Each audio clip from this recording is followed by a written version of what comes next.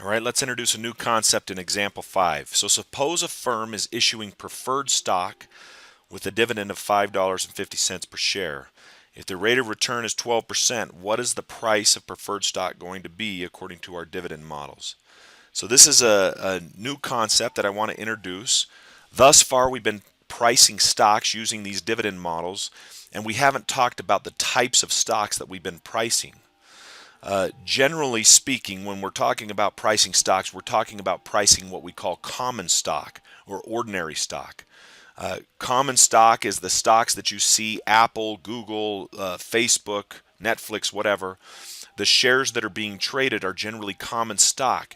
If you buy a share of common stock, you generally get voting rights as a shareholder. You can vote on who you think should be on the board, whether or not you should keep the CEO, and so on.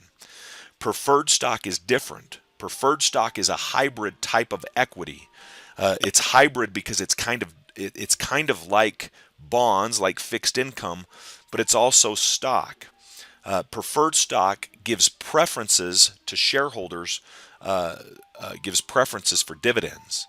In other words, a company cannot pay out a dividend to common stock if they owe dividends to preferred shareholders. Generally, preferred stock doesn't provide voting rights. Okay, and so we think of preferred stock as paying this dividend of $5.50 per share going forward forever. That is, preferred stock, we assume, is going to pay a constant dividend of $5.50 per share forever.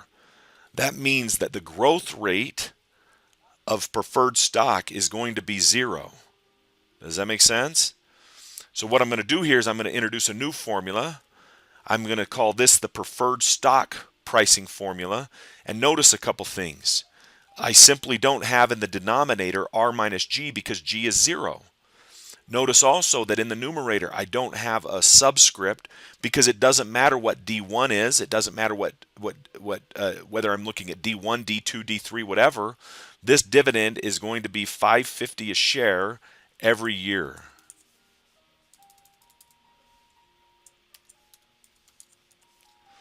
So year 1, year 2, year 3, year 4, all the way forever.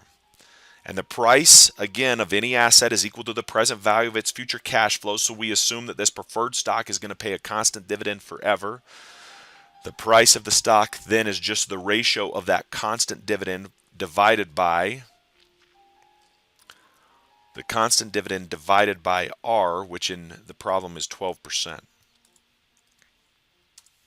Therefore, the price of this preferred stock is $45.83. So a firm might wish to issue preferred stock, not give voting rights to preferred shareholders, but ensure that they're going to pay these preferred shareholders a dividend of $5.50 a share.